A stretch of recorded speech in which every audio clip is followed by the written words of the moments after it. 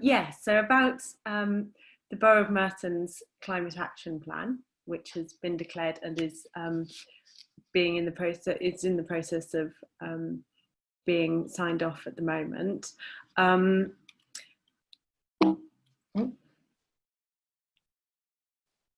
do I go to the next slide? Oh, there we go. Sorry. Where the climate action plan is coming from on the large scale is through the global climate emergency that I'm sure we're all highly aware of at the moment. We've got a real need for a very radical shift at the global level to meet the targets that we've set of ideally 1.5 degrees of warming in total, which will be extremely challenging but still cause quite major changes. And then if not that, then at least the 2 degrees, which again will be an enormous challenge. I think that the recent situation with COVID has illustrated just how challenging it's going to be. We've had this wholesale shift in how we're all working and living, but it's estimated that it'll be a sort of 8% reduction over in emissions over the year potentially. It'll be a drop in the ocean in terms of what we actually need, and this is with huge changes. So it's an illustration of the enormous changes we need and at a systemic level to make sure that we still have a good quality of life and the major drop in emissions. So we've had the international agreements around Paris and the COP26 that we would have been having in Glasgow this year. Unfortunately, because of COVID, won't be having until next year, but hopefully that'll be a good opportunity to really boost things.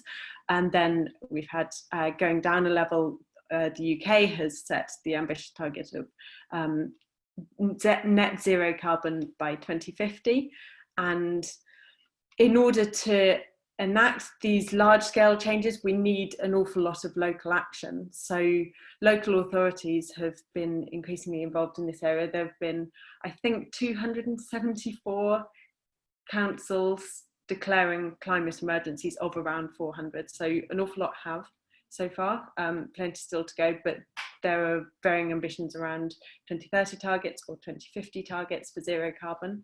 And Merton, towards the end of last year, declared a climate emergency. And as part of that is working on the action plan. So once a climate emergency was declared, there was that question around what that would look like in practice, what actions we would need and what vision we were aiming for, so that we could be sure that it was that equitable shift that brought everyone along with it and gave good health and well-being and successful economic growth and a happy population when we achieve the net zero carbon targets. So as Rachel was saying earlier, there have been these different work streams involved in working out what this does look like. And I think that the council has been good in getting a lot of community involvement. So as Rachel said, we set up this climate emergency working group. That's, as said, something that I'm involved in and other Sustainable Merton members, where a number of us have joined relatively regular meetings with the council and then done volunteering work in our own time, thinking about what those actions should look like, what should be included across different areas that I'll come on to in a bit, and how we should be going about getting there. So giving that initial input and our advice from our own experiences. It picked a sort of spread of interests and expertise across different low carbon sectors.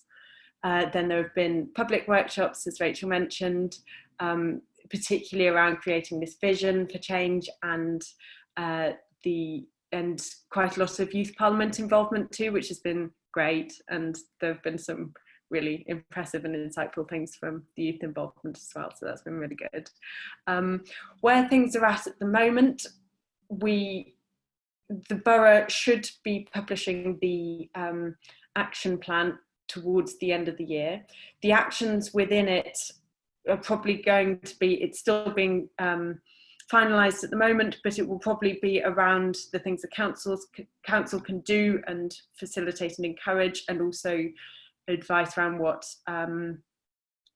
businesses and individuals and communities within the borough can do themselves. And it also sets out something of a vision that's been captured from these workshops that is where we want to be aiming for. So going into the details of what that means, the action plan has 5 main streams in it. It's got the green economy, so everything that's consumed and services provided and everything used and operated within the borough and by residents beyond that. So it's if you think about this carbon reporting, it's the scope 3 reporting side of things, external, the embodied carbon of things, the carbon from the goods brought into the borough. So it's enormous. It's also very, very hard to quantify. And therefore, when Merton have done their greenhouse gas emission inventory, which is what the chart shows, that's been excluded because it is just so hard to nail down what those emissions look like. And it's such an enormous piece of work, but it is huge and bigger than the whole of that pie. Then in terms of what was quantified within the borough itself, there's the buildings and energy, so that uses almost 3/4 of the borough's, or emits almost 3/4 of the borough's emissions. Transport, which is a large chunk, almost 20%. And then, so the Green Merton section, which aligns with the land use area, is looking at the trees and planting and green growth in the borough. That isn't shown on the chart because it's actually negative. It's almost 0.1, minus 0.1% of emissions. So yeah, of all the borough's emissions, almost 0.1 are absorbed by trees and plants in the borough. And the inventory includes the waste as well, but the focus in the action plan is then on the council's actions, because the first 4 are around the borough-wide 2050 targets, and the council has then set its own ambitious targets for decarbonisation by 2030.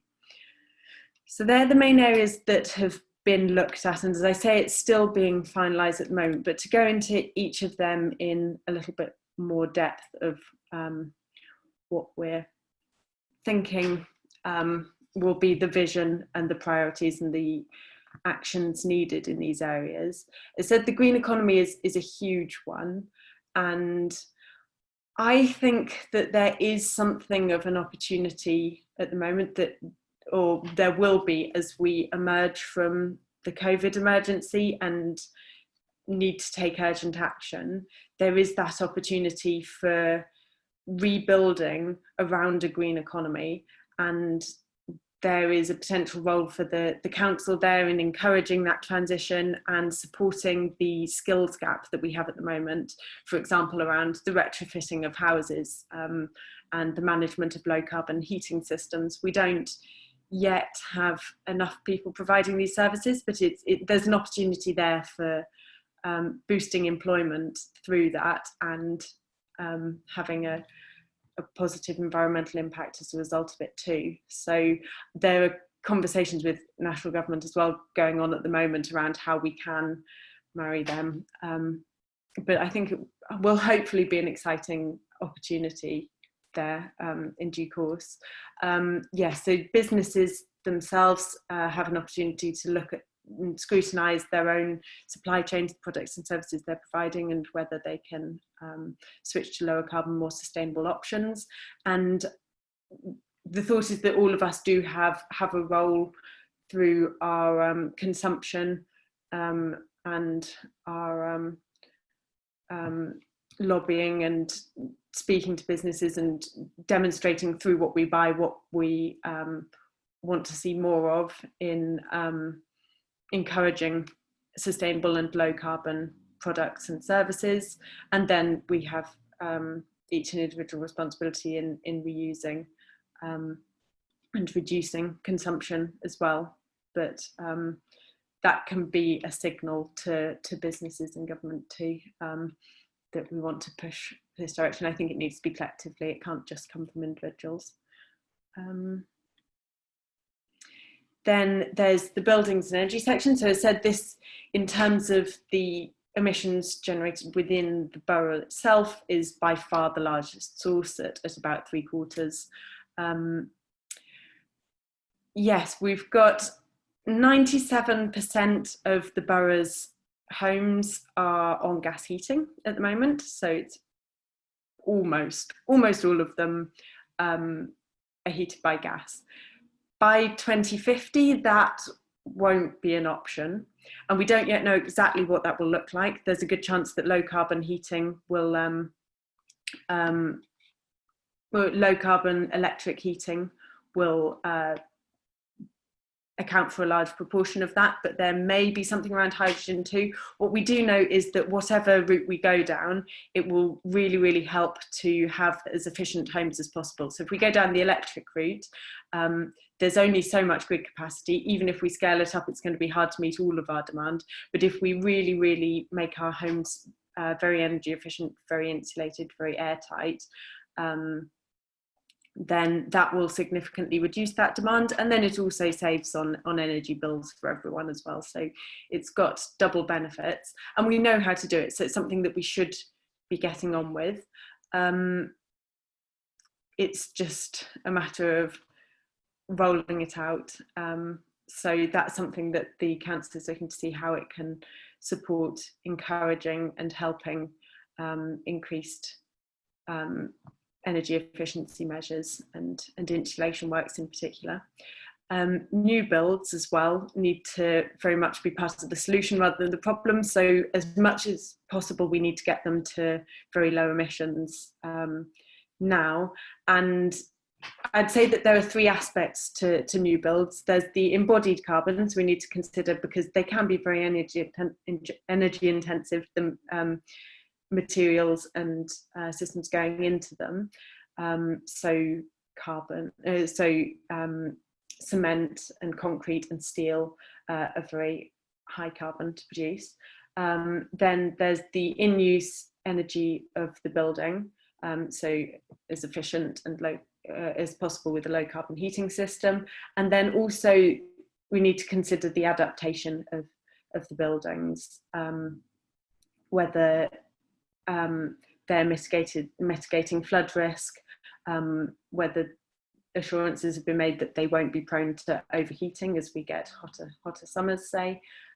So that's something that the council has an opportunity to push on via the local plan to make sure that those new builds are really future proofed. And yeah, I've just said that the council has that opportunity to encourage homeowners and landlords to make changes, and also a potential sort of stick, role in the carrot and stick to enforce regulations that are in place. For example, minimum energy efficiency standards for the private rented sector, where they have to be above a certain energy efficiency to be relet. So yeah, just the buildings and energy is the area that I've been working on particularly as part of the climate emergency working group, but it's been interesting seeing everything that's coming out. So there's the transport side of things as well. Again, it's about 18% of the borough's emissions. It's another pretty significant source. And we've got about 77,000 registered vehicles in the borough. I don't know the exact percentage of them that are internal combustion engine. I would guess it's the vast, vast majority. And none of them can be running and be petrol and diesel cars by 2050. So there's a pretty big shift that's needed there. There's the move to electric transport, but I would say more importantly, there needs to be a shift away from cars in general. Public transport is a particularly tricky one at the moment, but hopefully over time it will be something that can be ramped back up again. But active travel is the pretty exciting opportunity at the moment, where we can encourage people and facilitate safer walking and cycling, which is good for your health and your well-being, and is the lowest carbon option. If you look at the hierarchy of transport options, then walking and cycling are the best ones to do where at all possible. So hopefully, and I think there are discussions around this, but I think it's early days, there might be chances coming through COVID of potentially repurposing routes or having greater emphasis on cycling routes and walking routes. So there does seem to be an opportunity there. And then also just in new developments, if we can find ways to encourage public transport services and active travel routes in place of just assuming that cars will be the given. There are good opportunities to get the correct systems in place there from the outset. Then there's the Green Merton around the greening and tree planting in the borough. There was a question early on, I would say, as part of the working group around whether we can have significant mitigation of emissions or offsetting of emissions by planting, because we're already a pretty green borough, and yet the emissions that we draw down from with trees and plants is under 0.1% of the borough's emissions. There is a recognition that it's never going to be a major offset option. We're never going to have all of our emissions offset by the trees alone in the borough. But having said that, there are obviously huge benefits that go beyond the emission reduction around health and well-being again, and around reducing pollution levels. It just makes the place nicer. I think most people like having more trees and greenery around, and then it boosts biodiversity and it brings communities together, especially if there are joint tree planting and tree caring programs. And obviously Sustainable Merton knows that very well from the programs that have been done and the allotment at Phipps Bridge and the community gardening. So it's an important area that does need to have increasing focus. So the suggestion is around having a tree strategy and an aim for 10% increase in trees across the borough by 2050. And then there are opportunities as well for making sure that we're climate resilient by increasing sustainable drainage systems and green verges.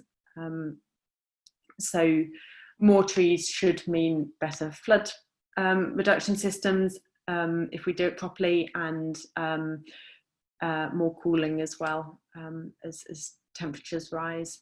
And then there is the opportunity again for new builds, getting things right first time in making sure that the biodiversity net gain, so an increase in biodiversity relative to the scheme, relative to the site before the scheme is put in place, making sure that that's enforced to boost biodiversity. And then finally, there's the council's plans. So over the last 10 years, the council has already installed 2 megawatts of solar panels and reduced its total emissions almost by 50%. And the ambition is to be net zero carbon by 2030 for the operational buildings, making sure that the energy is sourced from renewable sources, and then by reducing the total amount consumed and potentially increasing renewables further. And then there are plans to transition to net zero carbon travel, I think most likely through electric vehicles, and then possibly encouraging active travel where possible. And then there are plans to look further into the council operated facilities around, say, waste, for example, and make sure that they are optimised and then aligned with zero carbon transition ambitions, as well. So they're the main streams, and a sort of brief overview of what the main focus in each one is. As I say, finalised details of the action plan are to be decided. That is taking place at the moment, and there's a bit of back and forth around what exactly the action plan will say. But once it's approved by Council Cabinet later this year, hopefully it will be published in due course this year. The action plan itself has actions in it, but on a relatively high level, and it is around setting out the vision and aims and starting that conversation and getting communities involved. So the plan is to have a more detailed implementation plan that will go into the nitty-gritty of the details, and conversations are starting around how that works and what that'll look like. There's also going to be a big emphasis on communication. It was sort of a stream of the working group as well. It hasn't become a stream of the action plan, but it's a vital part of it, making sure that messages are shared and how best to engage the borough and to make sure that all different groups are reached and that it's communicated well. So I think that there will be a whole kind of work stream around that, and it will certainly be an ongoing part of the action plan of how that message is shared with people and disseminated, and how everyone can be got on board. And then in the longer term, the action plan will probably be relatively static, but the implementation plan will evolve over time, and the idea is that there will be some flexibility and fluidity around the nitty-gritty details and who gets involved and how it works on the ground. And then it's just as I've said, I think that there is obviously COVID-19 has been horrific, and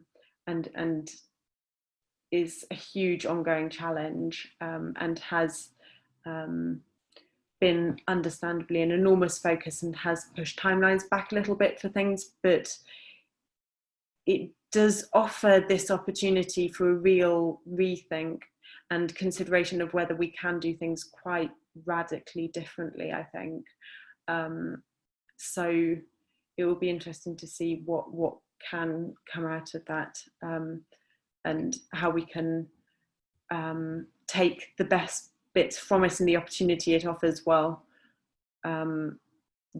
overcoming the enormous challenges and pains that it's brought.